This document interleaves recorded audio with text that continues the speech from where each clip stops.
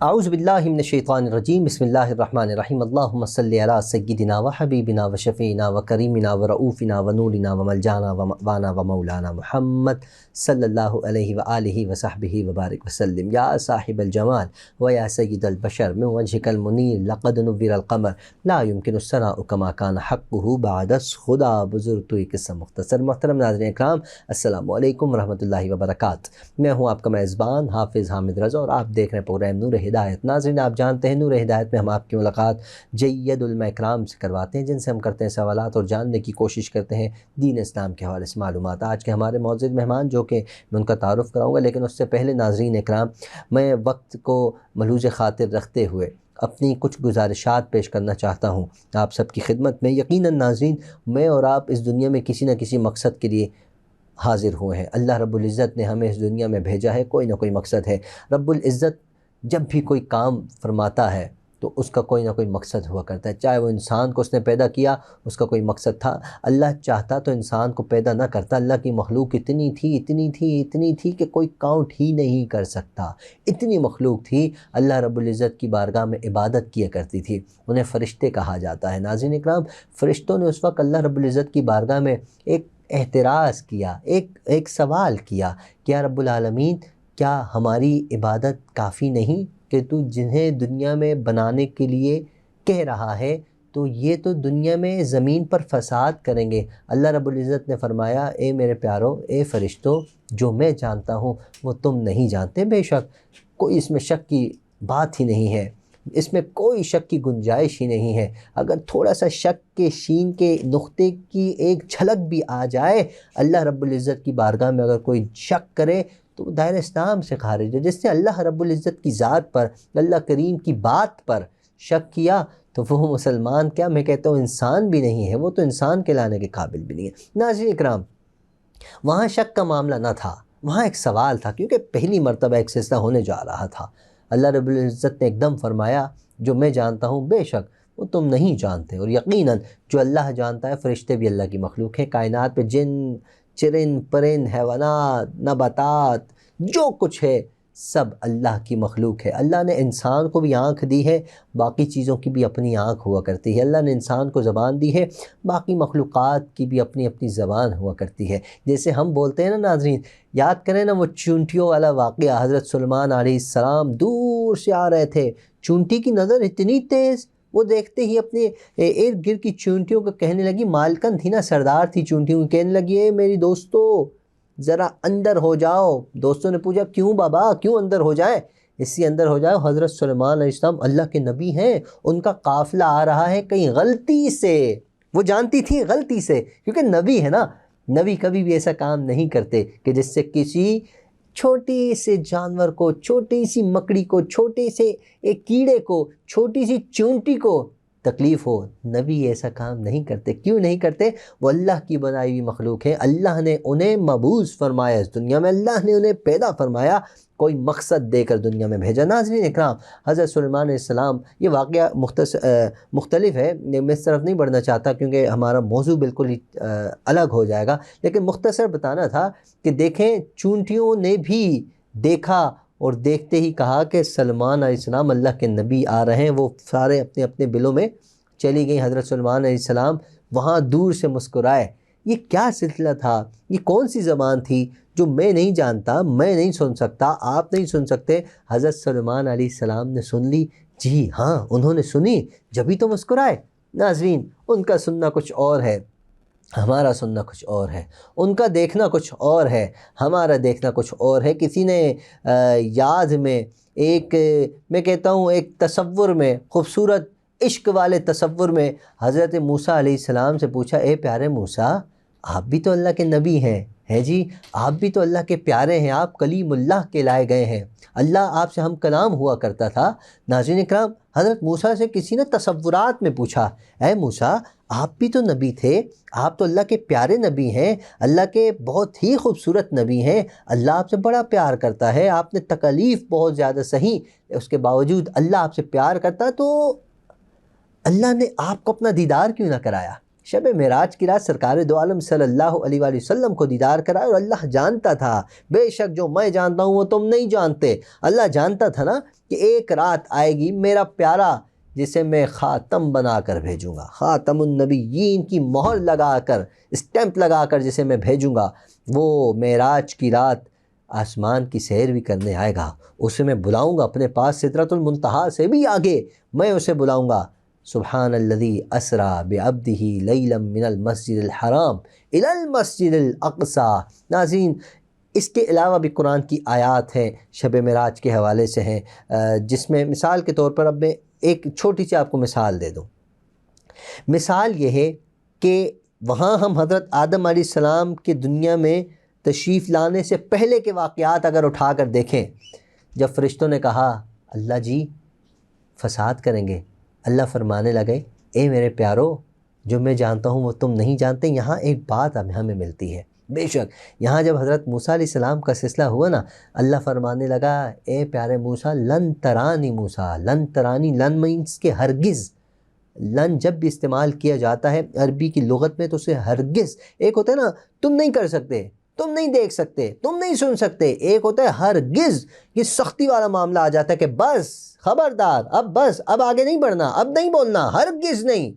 جب ہرگز والا معاملہ آ گیا حضرت موسیٰ علیہ السلام سمجھ گئے کہ واقعی میں نہیں دیکھ سکتا، میں ضد تو کر رہا تھا، اللہ کا لاڈلا تھا نا، اللہ کا لاڈلا تھا، میں ضد کر رہا تھا، اب نہیں کر سکتا۔ کیوں؟ اللہ رب العزت نے سختی سے منع فرما دیا، ہرگز نہیں دیکھ سکتے موسیٰ۔ لیکن موسیٰ علیہ السلام کی ضد تھی، اللہ نے ضد پوری کی، اللہ رب العزت نے اپنے نور کی ایک جھلک پہاڑ پر اتاری، پہاڑ پر میں کہوں گا کہ نازل کی۔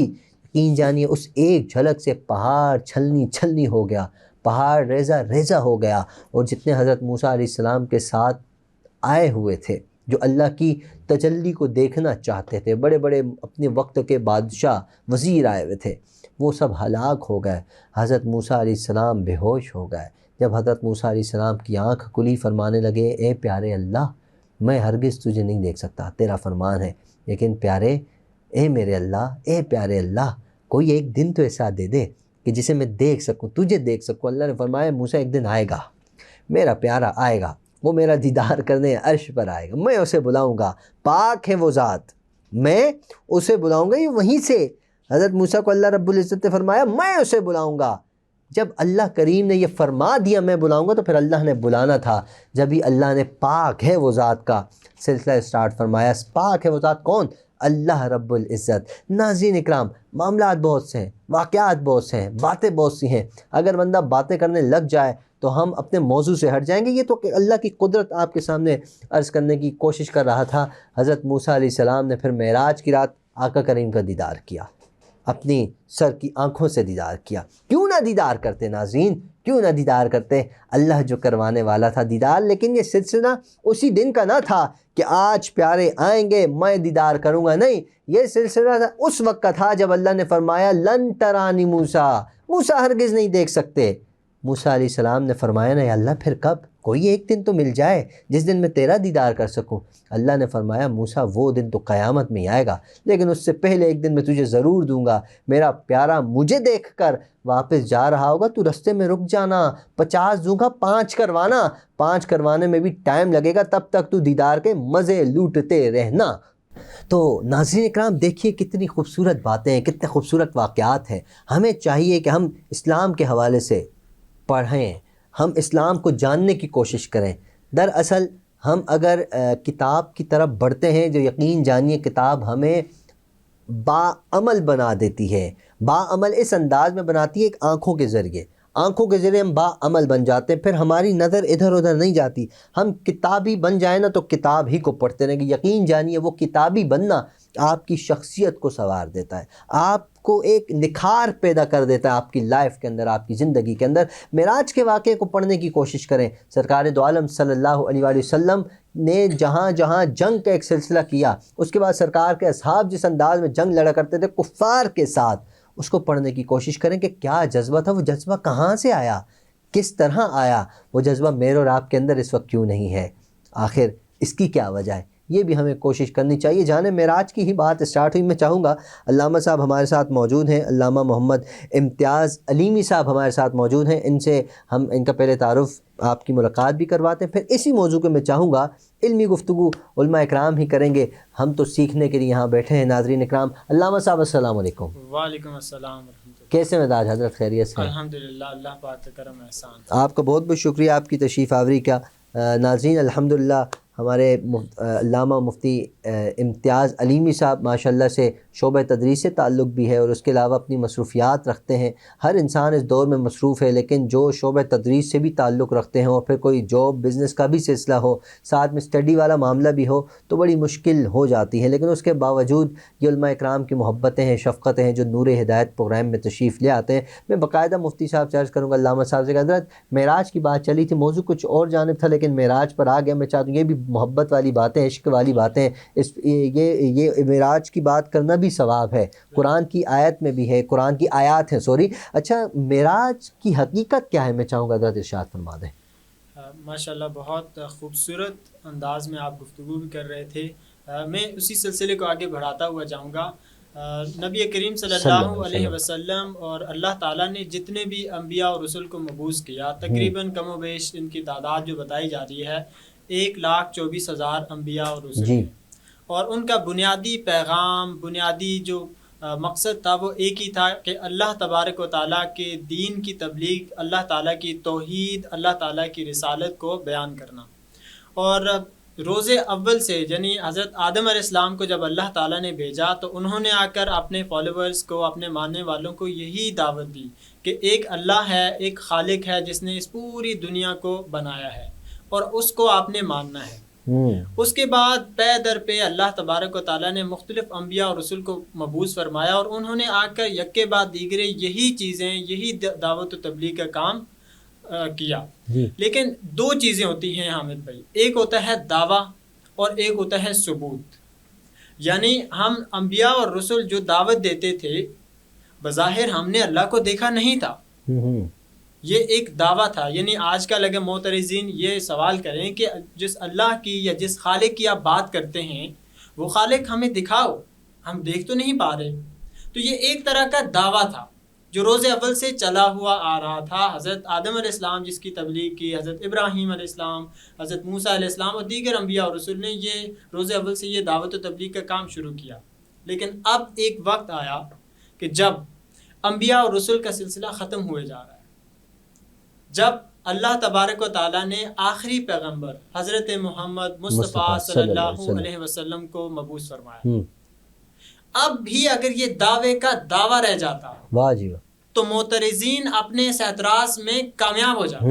وہ کہتے ہیں کہ یہ تو روز اول سے ایک اعتراض ہے، ایک دعویٰ ہے، ثابت تو آپ کر نہیں پائے. لہٰذا اس امر کی ضرورت پیش آئی کہ یہ دعویٰ، یہ جو حقیقت ہے جس کی دعوت تمام انبیاء اور رسول نے دی ہے، آج اللہ تبارک و تعالیٰ نے رات کے ایک قلیل عرصے میں فرمایا کہ لیلم من المسجد الحرام الی المسجد الاقصی. رات کے ایک قلیل عرصے میں، قلیل وقت میں اللہ تبارک و تعالیٰ نے اپنے محبوب کو اپنے پاس بلایا اور اپنے آپ کو دکھا دیا. سبحان اللہ. نبی کریم صلی اللہ علیہ وسلم نے، معجزہ ہے یہ نبی کریم صلی اللہ علیہ وسلم کا معجزہ خاص ہے. اب کوئی بولے یہ تو سمجھ نہیں آتا، تو ظاہر ہے معجزے کی تعریف پڑھیے. پھر اب یہاں سے ایک اور چیز بھی یاد رکھیں، ایک چیز جو ہمیں سمجھ نہیں آتی، ہمیں تو بہت ساری چیزیں سمجھ نہیں آتی. انسان کے پاس سینسز ہیں، یعنی جب بھی ہم کسی چیز کے بارے میں معلومات لیتے ہیں، کسی چیز کا علم ہمیں حاصل ہوتا ہے، تو اس کی 3 طریقے ہیں، 3 پیراڈائم ہیں. پہلا طریقہ، ہم کسی بھی چیز کے بارے میں علم جو حاصل کرتے ہیں وہ ہم اپنے سینسز سے، حواس سے حاصل کرتے ہیں. میں یہاں بیٹھا ہوا ہوں اس کمرے کے اندر جتنی بھی چیزیں مجھے نظر آ رہی ہیں تو میری آنکھیں مجھے یہ دکھا رہی ہیں جی. مجھے جو آواز سنائی دے رہی ہے تو میرے کان مجھے یہ سنا رہے ہیں. اسی طرح مجھے جو چکھنے سے جو علم محسوس ہوگا تو میری زبان یہ کام دیتی ہے. اسی طرح 5 سینسز جن کو حواس خمسہ کہا جاتا ہے، ان سے انسان علم حاصل کرتا ہے. لیکن یاد رکھیے کہ انسان کے حواس خمسہ کامل علم نہیں عطا کرتے. اکثر اوقات ایسا ہوتا ہے کہ ہمارا جو آنکھ ہے، ہماری آنکھ ہمیں ڈسیو کرتی ہے، دھوکہ دے دیتی ہے. ہماری زبان جو چکھنے کا کام کرتی ہے، بیماری کے عالم میں اگر کوئی شخص بیمار ہے تو ہمیں وہ ذائقہ تبدیل محسوس ہوتا ہے. تو اگر ہمارا یہ اعتراض ہو یا یہ سوال ہو کہ ہمیں تو یہ سمجھ نہیں آتا، تو یہاں تو ہمیں یہ چیزیں بھی سمجھ نہیں آتی. یہاں سے ایک اور چیز میں مثال دوں، برمودا ٹرائنگل کا نام آپ نے سنا ہوگا. جی جی. برمودا ٹرائنگل کسی نے دیکھا ہے؟ نہیں. میں نے تو نہیں دیکھا، آپ نے بھی نہیں دیکھا، بہت سارے میجورٹی آف دا پیپلز ایسے ہیں جنہوں نے نہیں دیکھا، لیکن مانا جا رہا ہے نا کوئی جگہ ہے جس کی حقیقت کو تسلیم کیا ہوا ہے. تو وہ ذات، بہت سی چیزیں، بہت ساری ایسی چیزیں، تو وہ ذات جو اس پوری کائنات کو چلا رہی ہے. ہمیں تو ایک آیت کا وہ ایک مفہوم سامنے آ جاتا ہے نا، ان بے شک اللہ ہر چیز پر قادر ہے، اللہ اس پر بھی قادر ہے.